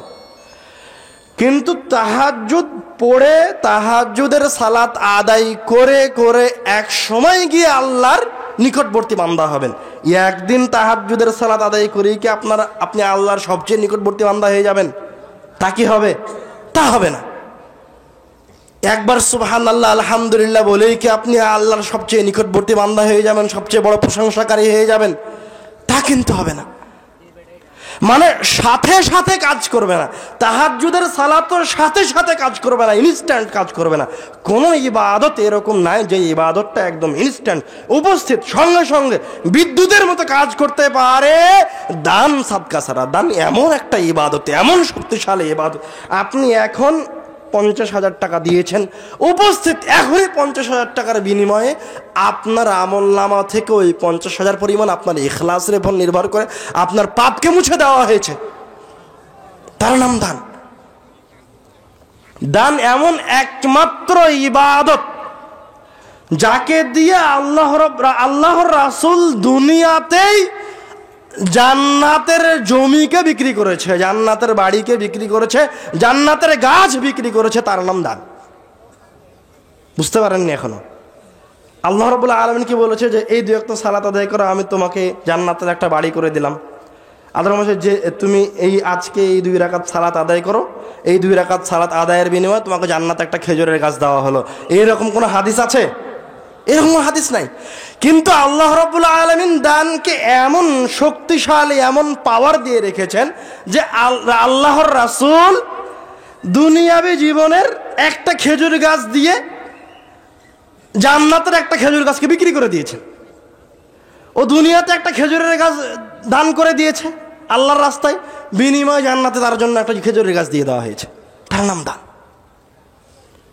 দুনিয়াতে সে একটা মসজিদ নির্মাণ করেছে, আসমানে তার জন্য একটা বাড়ি নির্মাণ করা হয়েছে। তার নাম দান। দান করে যে উপকার পাওয়া যায়, যত দ্রুত উপকার পাওয়া যায়, অন্য কোনো ইবাদত করে এত দ্রুত উপকার পাওয়া যায় না। আমি আপনি তো মনে করেছি যে দান মনে হয় যে চাচ্ছে তাকে দিচ্ছি, তার উপকার করছি। মানে আমাদের পাক ভারতে দান চাইতে চাইতে এমন একটা অবস্থা হয়ে গেছে যে আপনি দান করছেন ওই মাদ্রাসার উপকারের জন্য। বুঝতে পারেননি কথা? মানে আপনার অন্তরের ধারণা আমি মনে হয় দান করছি মাদ্রাসার উপকার হবে তাই, আমি মনে হয় দান করছি এই মাহফিলের উপকার হবে তাই, আমি মনে হয় দান করছি এই ফকির এই হত দরিদ্রের উপকার হবে তাই। আরে দান তো এমন জিনিস নয়, দান তো আপনি করছেন আপনার উপকারের জন্য। আপনি ভুল বুঝেছেন। হুজুর আপনার কাছে দান চাচ্ছে তার নিজের উপকারের জন্য নয়, আপনার উপকারের জন্য। আপনি বুঝতে ভুল করেছেন। দান কথাটা শুনতে শুনতে এই দান শব্দটা আপনার কাছে এমনি একটা স্বাভাবিক জিনিস হয়ে গেছে। এবার পরের স্টেপে আসেন। আমাদের আলোচনায় কয়েকটা অংশ থাকবে। তার প্রথম অংশ হচ্ছে আল্লাহ রাব্বুল আলামিন দানকে বাড়াতে থাকেন। এটা আমরা সবাই জানি, দানের বিনিময়ে পরকালে যে পাওয়া যাবে এটাও জানি। কিন্তু আল্লাহ রাব্বুল আলামিন এবং তার রাসূল যে বলছে যে দান আপনি করছেন, কিন্তু দান করার পর আপনার সম্পদ কমে যাবে না, সেটা কিভাবে? আমার পকেটে 5,000 আছে, 5,000-এর ভিতরে আমি 2,000 দান করে দিলাম, আমার পকেটে কয় টাকা আছে? আর 3,000 আছে। কমেছে না কমেনি? কমেছে, অবশ্যই কমেছে। ভয় পাচ্ছেন কেন বলতে? কমেছে তো। 5,000-এর ভিতরে 2,000 দিয়েছেন মানে 3,000 আছে, অবশ্যই কমেছে। তো আল্লাহ রাব্বুল আলামিন ওই টাকাটা আমার কাছে ফিরিয়ে দিচ্ছেন কিভাবে? কিভাবে ফিরিয়ে দিচ্ছেন? আল্লাহ রাসূল তো বলছে যে দুনিয়াতেই ফিরে পাবে। দান তো মানুষের সম্পদ কমায় না, সেটা কিভাবে? দ্বিতীয় পয়েন্ট থাকবে, যারা দান করা থেকে মুখ ফিরিয়ে নেয় এবং যারা বখিলতা করে, কৃপণতা করে, এক পর্যায়ে গিয়ে আল্লাহ রাব্বুল আলামিন তাদের অর্থ সম্পদ সবকিছু ধ্বংস করে দেন। তৃতীয় পয়েন্ট থাকবে, আমরা দান করি না এ কথা নয়, কিন্তু দানের উপকারিতা আমি আমার জীবনে উপলব্ধি করতে পারি না, কিন্তু রাসূলের হাদিস আর কোরআনুল কারীমের আয়াত বলছে যে দান করলে দানের সুবিধা দুনিয়াতেই উপলব্ধি করা যাবে, পরকালে তো যাবেই, ওটা তো আছেই। তো কেন দুনিয়াতে আমি উপলব্ধি করতে পারছি না? সমস্যাটা কোন জায়গায়? দান কি আপনি করেন না? দান তো করেন, দান তো লক্ষ লক্ষ টাকা করেন। আপনার পাড়ার মসজিদ তো আপনিই করেছেন না অন্য কেউ করেছে? এই মাহফিল তো আপনারাই আয়োজন করলেন, জামিয়া সালাফিয়া প্রতিষ্ঠান তো আপনারাই চালাচ্ছেন, আল্লাহ রাব্বুল আলামিন তো আপনাদের দানের টাকা দিয়ে এই প্রতিষ্ঠানগুলি পরিচালিত করছে। তো আপনাদের এই দান করার পরেও কেন ওই দানের প্রতিফলন আপনি আপনার দৈনন্দিন জীবনে দেখতে পাচ্ছেন না? অনেক ইম্পর্টেন্ট, গুরুত্বপূর্ণ একটা পয়েন্ট। তারপরে থাকবে দানের প্রয়োজনীয়তা, ফজিলত। কেন দান করব? দানের এত শক্তি কেন? এই যে আমরা দানের শক্তির কথা বললাম, দানেরই কেন এত শক্তি, অন্য কোনো কিছুর কেন নয়? এটা হচ্ছে শেষ পয়েন্ট। প্রথম পয়েন্টে ফিরে আসি। দান করলে মানুষের অর্থ সম্পদ কমে যাবে না, আল্লাহ ফিরিয়ে দিবেন। আল্লাহ রাব্বুল আলামিন কোরআনুল কারীমে বলছেন, মাসালুল্লাযীনা ইউনফিকুনা আমওয়ালাহুম مثل الذين ينفقون أموالهم كمثل حبة أنبتت 7 سنابل في كل سنبلة 100 حبة। আল্লাহ রাব্বুল আলামিন বলছেন যে যখন কোনো বান্দা একটা শস্য দানা দান করে, তখন তার ইখলাসের উপর, তার নিয়তের উপর ভিত্তি করে আল্লাহ রাব্বুল আলামিন ওই একটা শস্য দানাকে 7টা শস্য দানায় রূপান্তরিত করেন। তারপর ওই 7টা শস্য দানা থেকে 7টা শীষ জন্মগ্রহণ করে এবং এই 7টা শস্য দানাকে 700টি শস্য দানায় রূপান্তরিত করেন।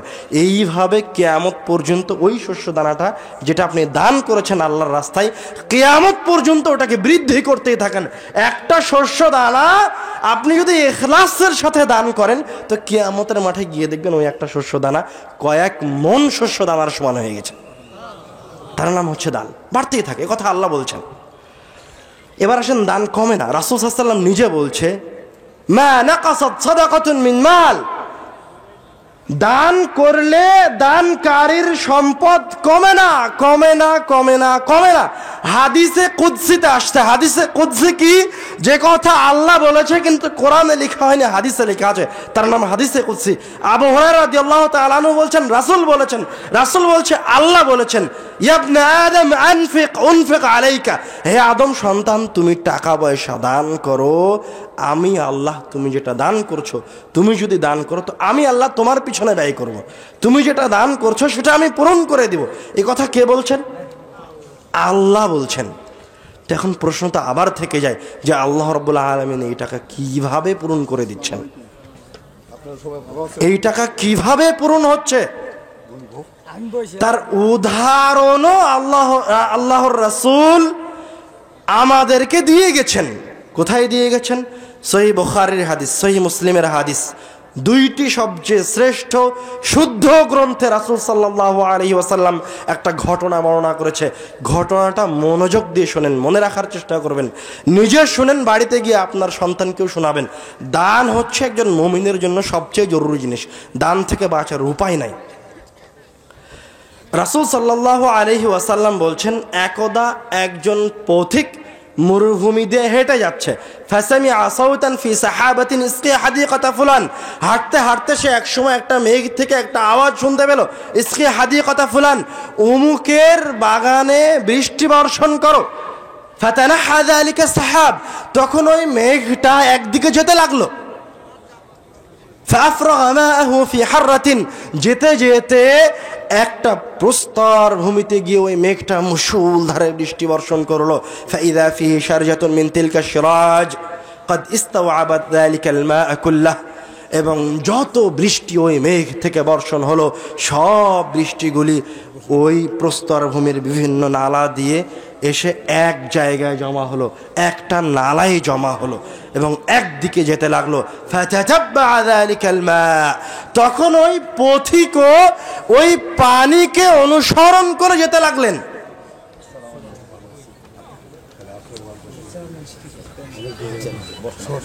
আপনি বসেন নাকি?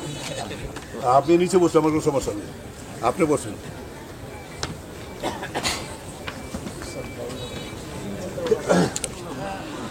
আব্বু চলে এসেছে, আমরা দ্রুত আলোচনার শেষের দিকে যাব ইনশাল্লাহ। মনোযোগ সহকারে শুনুন, আমরা একটা কথা আর দুইবার রিপিট করব না, দ্রুত শেষ করে দেব। আমরা যে ঘটনা শুনেছিলাম, আপনারা যারা স্টেজে আছেন অনুগ্রহপূর্বক বসে যান, মনোযোগ সহকারে শোনেন।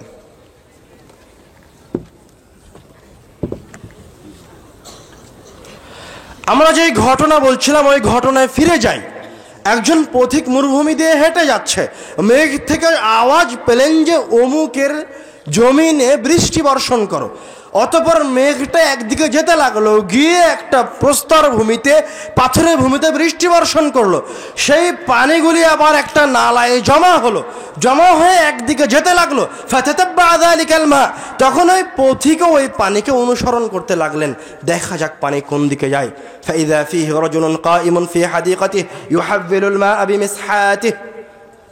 যেতে যেতে দেখছে একজন পথিক, একজন মানুষ, একজন বাগানের মালিক ওই পানিগুলিকে তার সেচ যন্ত্রটা দিয়ে তার জমিনের দিকে করে দিচ্ছে।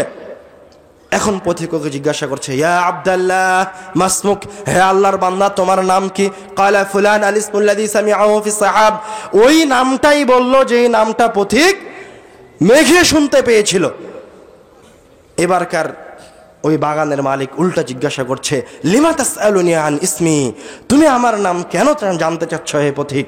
তখন এবার পথিক বলছে, তুমি যেই পানি তোমার খেতে দিচ্ছ এই পানিটা আল্লাহ রাব্বুল আলামিন খাস করে তোমার জন্য পাঠিয়েছেন।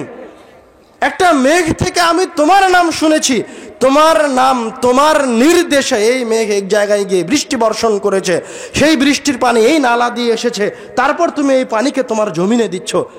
ফামা তাসনাউ ফিহা, তুমি কি এমন কাজ করো যে আল্লাহ রাব্বুল আলামিন খাস করে তোমার জন্য পানি প্রেরণ করছেন? তুমি কি এমন কাজ করো?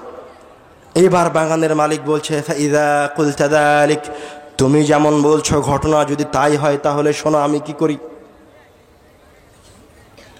এবার বাগানের মালিক বলছে, ইন্নী আনজুরু ইলা মা ইয়াখরুজু মিনহা, এই বাগান থেকে যা কিছু আসে, যত ফল ফলাদি আমি আহরণ করি, আতাসাদদাকু বিসুলুসি, আমি ওই সব ফল ফলাদিকে 3 ভাগে ভাগ করে 1 ভাগ আল্লাহর রাস্তায় দান করে দিই।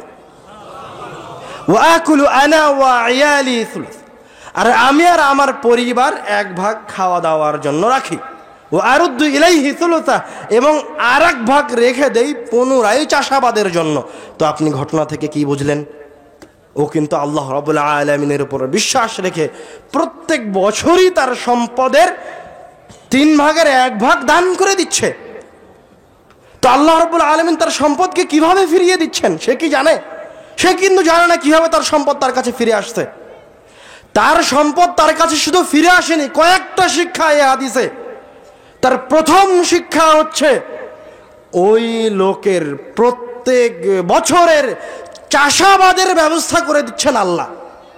প্রত্যেক বছর ওর জমিনে কি হয়? ফল ফলাদি হয়। ওই তার ওই জমিন কখনো বিরান থাকে না। এটা হচ্ছে প্রথম শিক্ষা। দ্বিতীয় শিক্ষা, সে দান করার মাধ্যমে, দান করার কারণে আল্লাহ রাব্বুল আলামিন তার হাতটাকে, তাকে সমাজের মাঝে সম্মানিত রেখেছে। সে একজনকে দেয় আর একজন গ্রহণ করে, সে একজনকে দেয় আর একজন গ্রহণ করে। তো আল্লাহ রাব্বুল আলামিন তার দান করার কারণে তাকে কোনোদিন ফকির বানাবে না, তাকে কোনোদিন মিসকিন বানাবে না, ও কোনোদিন মানুষের কাছে হাত পাতবে না। দান করলে মানুষ ফকির হবে না, আল্লাহ ফকির হওয়া থেকে বাঁচাবে। আপনি যদি মনে করেন আমি ফকির হতে চাই না, কোনোদিন ভিক্ষা করতে চাই না, আপনি যদি মনে করেন আমার সন্তান যেন ভিক্ষা না করে, তাহলে আপনি দান করেন। আপনার সন্তানের হাতে 10 টাকা দিয়ে বলেন বাবা দান করো। আপনার সন্তানকে এরকম দানের ঘটনাগুলি শোনান, ভুলে যেয়েন না। দান অনেক জরুরি জিনিস।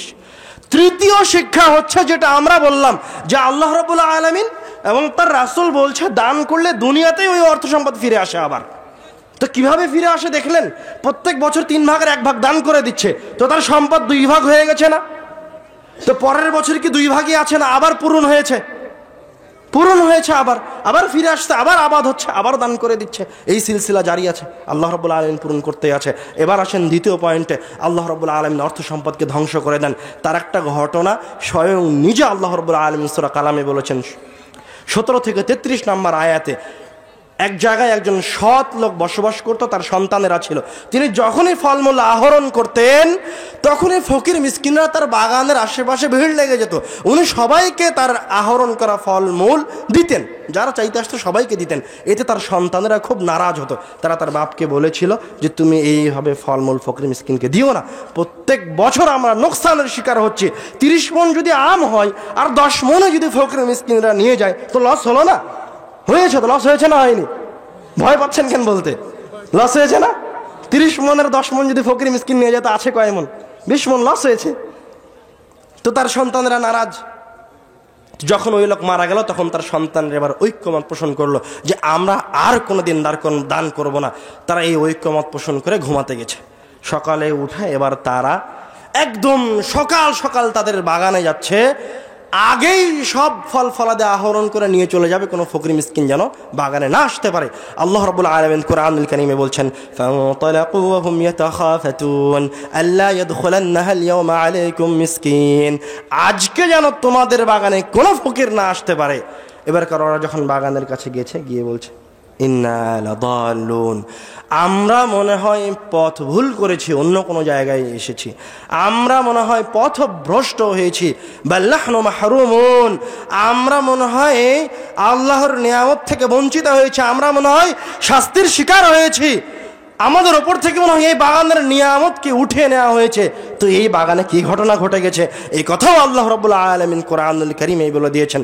আল্লাহ রাব্বুল আলামিন বলছেন যখন ওরা ঘুমাতে গেছে, যখন ওরা ঘুমন্ত, ফাতাফা আলাইহিম তাইফাতুম মির রাব্বিক ওয়া হুম নাঈমুন, ওরা যখন ঘুমন্ত তখন আল্লাহ নিজে ওই বাগানের ওপর একটা দলকে প্রেরণ করেছেন। ফাতাফা আলাইহিম তাইফাতুম মির রাব্বিক ওয়া হুম নাঈমুন ফাসবাহাত কাসরিম, ওই দলটা এসে ওই বাগানকে একদম ছিন্ন বিচ্ছিন্ন করে দিয়েছে, ওই বাগানকে জ্বালিয়ে পুড়িয়ে ভস্মীভূত করে দিয়েছে। এবার বলেন থেকে তাদের ওই বাগান কেন নষ্ট হয়ে গেছে? শুধু দান থেকে। ফকির মিসকিনকে দান করবে না এই প্রতিজ্ঞা করেছে, তাই আপনি সাদকাকে দান করে মনে করিয়েন না। আপনার গ্রামের মুরব্বী ভুল করছে, বিত্তশালীরা ভুল করছে, সাদকার শাড়িটা দিচ্ছে, সাদকার টাকাটা দিচ্ছে মানুষকে লাইন ধরে দাঁড় করিয়ে, ওই সাদকার টাকা তো ওর নয়, সাদকা তো দান নয়, সাদকা দান নয়, সাদকা হচ্ছে আপনার ময়লা, ওই সাদকা আপনার সম্পদই নয়। এই সাদা কাপড়ে যদি আমার মাটি লেগে যায়, কাদা লেগে যায়, তো ওই কাদারকে এই সাদা কাপড়ের ওপর কোনো মূল্য আছে? ওটাকে আমি ধুয়ে মুছে পরিষ্কার করব, ক্লিনার দিয়ে ক্লিন করবো এই জায়গাটাকে। তো যাকাত হচ্ছে ওই জিনিস যাকে পরিষ্কার করতে হয়, ওই ময়লা। শুধু তাই নয়, ওই যাকাত যদি গ্রহণ করারও না কেউ না থাকে, তো ওই যাকাতের সম্পদ আপনি বাড়িতে হেফাজত করতে পারবেন না। তো আপনি মানুষকে যাকাতের সম্পদ দিয়ে কিভাবে মনে করছেন আপনি দানবীর হয়ে গেছেন? আপনার ভুল ধারণা। যাকাতের সম্পদ দিয়ে আপনি দানবীর নন। যাকাতের সম্পদ যদি নেওয়ার কেউ না থাকে, তো আপনি যাকাতের সম্পদ আপনার বাড়িতে হেফাজত করতে পারবেন না। যাকাতের সম্পদ কি করতে হবে? ড্রেনে নিয়ে গিয়ে ফেলে দিতে হবে। যাকাতের সম্পদ কি করতে হবে? ভাগাড়ে নিয়ে গিয়ে ফেলে দিতে হবে। ওই সম্পদকে আপনি বাড়িতে হেফাজত করতে পারবেন না, ওটা ময়লা। দান আলাদা জিনিস। দান করে আপনি জান্নাত কিনবেন, দান করে আপনি কবরের আযাব থেকে বাঁচবেন, দান করে আপনি ক্ষমা নিয়ে আসবেন। দান হচ্ছে সবচেয়ে শক্তিশালী জিনিস, সবচেয়ে পাওয়ারফুল জিনিস। আমরা একটা ঘটনা বললাম বুখারী মুসলিমের, যে দান আল্লাহ রাব্বুল আলামিন কিভাবে আবার মানুষের কাছে ফিরিয়ে দেন। তারপরের ঘটনা বললাম কোরআনুল কারীম থেকে, যে দান না করলে আল্লাহ রাব্বুল আলামিন অর্থ সম্পদকে ধ্বংস করে দেন। রাসূল সাল্লাল্লাহু আলাইহি ওয়াসাল্লাম নিজে বলছেন, ইত্তাকুশ শুহ, তোমরা কৃপণতা থেকে বেঁচে থাকো, কেননা কৃপণতা তোমাদের পূর্ববর্তীদেরকে ধ্বংস করে দিয়েছে। কৃপণতা কি করেছে? পূর্ববর্তীদেরকে ধ্বংস করে দিয়েছে। কাকে ধ্বংস করেছে? আপনি কারুনের কথাই স্মরণ করেন না কেন? আপনি যে বলেন কারুনের সম্পদ, কারুনের সম্পদ, কারুনের সম্পদ, তো কারুনের সম্পদে শিক্ষা নেন না কেন? কারুনের সম্পদ কেন ধ্বংস হয়েছে? ও দান সাদকা করেনি তাই ওর সম্পদ ধ্বংস হয়েছে। ওই দান সাদকা করেনি তাই তাকে বিপদে ফেলা হয়েছে। আপনি মনে হয় এখনো বুঝতে পারেননি। আব্বু বলেছে যে দান সাদকা করে জান্নাত কিনে নেওয়া যায়। ইবনুল কাইয়িম রাহিমাহুল্লাহ বলছেন যে দান সাদকা এমন জিনিস যদি কোনো কাফের দান করে, যদি কোনো মুশরিক দান করে, শুধু তাই নয়, যদি কোনো জালেম বেধর্মী দান করে দুনিয়াবি জীবনের কোনো বিপদ থেকে বাঁচতে চায়, তো আল্লাহ রাব্বুল আলামিন তাকে ওই বিপদ থেকে রক্ষা করবেন। আপনি তো মুসলমান, আপনি তো মুমিন, আপনি কেন দান থেকে পিছিয়ে ভাই? দান তো আপনি আপনার নিজের জন্য করছেন। দানের প্রয়োজনীয়তা কেন? রাসূল বলছেন আস-সাদাকাতু তারুদ্দুল বালা, রাসূল বলছেন আস-সাদাকাতু তুতফি গাদাবার রব, রাসূল সাল্লাল্লাহু আলাইহি ওয়াসাল্লাম বলছেন দাউ মারদাকুম বিস-সাদাকা। তিনটে হাদিস। তো রাসূল যে অসুস্থের চিকিৎসা করতে বলছেন টাকা পয়সা দান করে, তো টাকা পয়সা কি ওষুধ যে অসুস্থের গায়ে লাগালেন? তো টাকা পয়সা ওই অসুস্থ ব্যক্তির কি করবে? ওই অসুস্থ ব্যক্তির কি করবে? ওই অসুস্থের পাপকে মিটিয়ে দিবে। ওই অসুস্থ হয়েছে কেন? তার অসুস্থ হওয়ার একটা অন্যতম কারণ হতে পারে তার পাপ। তার অসুস্থ হওয়ার অন্যতম কারণ হতে পারে সে চুরি করেছে। তার অসুস্থ হওয়ার অন্যতম কারণ হতে তার চোখ, তার অঙ্গ প্রত্যঙ্গ, তার হাত জেনায় লিপ্ত ছিল, এই কারণে সে অসুস্থ। তো রাসূল বলছেন দাউ মারদাকুম বিস-সাদাকা, এই অসুস্থ ব্যক্তিকে যদি দ্রুত সুস্থ করতে চাও তো তোমার সম্পদ ওই ব্যক্তির নামে দান করে দাও, ও দ্রুত সুস্থ হয়ে যাবে। আপনি বুঝতে পারেননি, আপনি এখনো বুঝতে পারেননি। আর সাদাকাতু তারুদ্দুল বালা, দান সাদকা মানুষের বিপদ থেকে বাঁচায়। আপনি এই প্রোগ্রাম থেকে উঠে রাস্তায়, মেন রাস্তায় উঠতে মোটর সাইকেলটা নিয়ে অ্যাক্সিডেন্ট করে আপনার এক পা ভেঙে যেত, 2 লক্ষ টাকা খরচ হতো। তো আপনি এই মজলিস থেকে উঠার আগেই আপনার অর্থের একটা অর্থ জামিয়া সালাফিয়ার নামে দান করে দিয়েছেন। তো আপনার যে ওই যে রাস্তায় গিয়ে অ্যাক্সিডেন্ট হয়ে পা ভেঙে 2 লক্ষ টাকার খরচ হওয়ার কথা ছিল, আল্লাহ রাব্বুল আলামিন আপনার উপর থেকে অ্যাক্সিডেন্টকে তুলে নিয়েছেন এখানে দান করার বিনিময়ে। এর নাম হচ্ছে সাদাকাতু তারুদ্দুল বালা। আপনি যখন দান করবেন তখন আপনার উপর যে বিপদটা ছিল সেই বিপদকে উঠিয়ে নেওয়া হবে। অথবা আপনি উপস্থিত বিপদে আছেন, আপনি দান করেন, আল্লাহ আপনার উপর থেকে এই বিপদকে তুলে নেবেন। অসংখ্য হাদিস দ্বারা প্রমাণিত। এ মানুষের বাস্তব জীবনেও দানের, আপনি এখনো বুঝতে পারেন আস-সাদাকাতু তুতফি গাদাবার রব, আল্লাহ রাব্বুল আলামিনের রাগকে মিটিয়ে দেয়। আপনি একটা ভুল করে ফেলেছেন, আপনি বুঝতে পারছেন যে আপনার ভুল হয়ে গেছে, তো উপস্থিত কি করবেন? তা আপনি তো এখন বিকালবেলায় আপনি পাপ কাজ করেছেন। আপনি কি জানেন যে আপনি আগামীকাল সকাল হওয়া পর্যন্ত বেঁচে থাকবেন? এটা কি আপনার জানা আছে? গ্যারান্টি দিতে পারবেন? তো উপস্থিত আপনার এই পাপের জন্য কি করবেন? তওবা করেন, দান করেন। দান করলে কি হবে? ওই যে ভুলের কারণে আল্লাহ রেগে গেছিল, আস-সাদাকাতু তুতফি গাদাবার রব, যখনই আপনি আপনার অর্থটা দিয়েছেন আল্লাহর রাগটা মিটে গেছে। তুতফিও শব্দটা আপনি এখনো বুঝতে পারেননি। এই যে লাইট জ্বলছে না, এই লাইটের সুইচটা যদি আমি বন্ধ করে দেই তো এই লাইটটা কি 10 মিনিট ধরে বন্ধ হবে না একবারে বন্ধ হয়ে যাবে? একবারে বন্ধ হবে। তো বলছে আস-সাদাকাতু তুতফি গাদাবার রব, তুমি যখন দান করেছো তো সাথে ওই যে আল্লাহ রাব্বুল আলামিন রাগান্বিত ছিলেন তোমার উপরে, তুমি দান করতে আল্লাহ রাব্বুল আলামিন খুশি হয়ে গেছে, রাগ মিটে গেছে। আপনি এখনো বুঝতে পারেননি, এখনো বুঝতে বাকি আছে। আর শয়তান কি বলছে? শয়তান মানুষকে দরিদ্র হওয়ার ভয় দেখায়, ইয়াইদুকুমুল ফকর, দরিদ্রতার ভয় দেখায়। বিপরীতে আল্লাহ রাব্বুল আলামিন বলছে, আল্লাহ রাব্বুল আলামিন তোমাদেরকে ক্ষমা করার ওয়াদা করেছেন। আল্লাহ রাব্বুল আলামিন এই কথা বললেন না যে শয়তান দরিদ্র হওয়ার ভয় দেখায় আর আমি মুমিনদেরকে ধনী করে দেওয়ার ওয়াদা করছি, এই কথা বললেন না। কেন? কেননা শয়তান দরিদ্রতার ভয় দেখিয়ে মানুষকে পাপে লিপ্ত রেখেছে। মানুষকে দরিদ্রতার ভয় দেখিয়ে ওই যে সারা জীবন পাপ করেছিল, ওই পাপ থেকে যে একটা বাঁচার উপায় আছে সেটা হচ্ছে দান সাদকা। ওর পাপ থেকে যে একটা বাঁচার উপায় আছে সেটা হচ্ছে দান সাদকা। ওর পাপ থেকে যে একটা বাঁচার উপায় আছে সেটা হচ্ছে দান সাদকা। ওই দান সাদকার পথটাকে শয়তান বন্ধ করে রেখেছে। আপনি শয়তানের ওয়াসওয়াসার কারণে দান করতে পারবেন না। তো আল্লাহ বলছে আপনি দান করলেন মানে আমি আল্লাহ তোমার ক্ষমার ওয়াদা করলাম। এই জন্য শয়তান আপনাকে দরিদ্রতার ভয় দেখাবে, আর আল্লাহ রাব্বুল আলামিন ক্ষমা করে দেওয়ার ওয়াদা করলেন। এবার আসেন দান কেন কবুল হচ্ছে না, শেষ করে দেবো আলোচনা।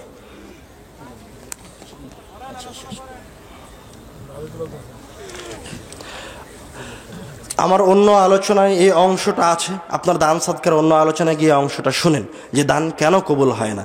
দান কবুল হয় না তার মোটের ওপর খোলাসা সংক্ষিপ্ত করে, যেমন আপনি যাকে দান করেছেন তাকে যদি কষ্ট দেন তো দান কবুল হবে না। আপনি যদি দান করার পর দানকারীকে খোটা দেন তো দান কবুল হবে না।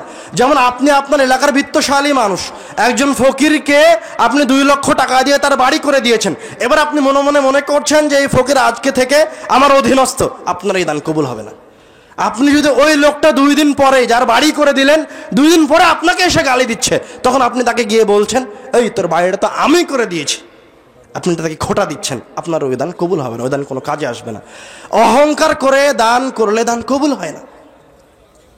আপনার অন্তরে যদি অহংকার থাকে যে আমি 5,000 টাকা দান করলাম, হুজুর একটু আমার নামটা যেন জোরে করে মাইকে ঘোষণা করে, তো আপনার অন্তরে যদি আপনি গর্ববোধ করেন তো আপনার ওই দান কবুল হবে না। আর আরেকটা কারণে দান কবুল হয় না, ওটা হচ্ছে আল্লাহ রাব্বুল আলামিন বলছেন তোমরা তোমাদের মিন তাইয়্যিবাতি মা কাসাবতুম, আপনি যেটা অর্জন করেছেন তার মাঝে থেকে ভালোটা দান করেন। যখন আপনি ভালোটা দান করবেন তখন আপনি দানের আসল ফজিলতটা পাবেন। ভালোটা দান না করা পর্যন্ত আপনি আসল উপকারিতা বুঝতে পারবেন না। শুধু তাই নয়, আল্লাহ রাব্বুল আলামিন বলেন ওয়ালা তায়াম্মামুল খাবিস, তুমি তোমার সম্পদের খারাপটা দান করার চিন্তা ভাবনাও করিও না। দান করা তো বহু দূরের কথা, আপনি তো 1 বছর ব্যবহার করা জামাটাকে একজন ফকিরকে দিয়ে মনে করছেন আপনি দানবীর হয়ে গেছেন।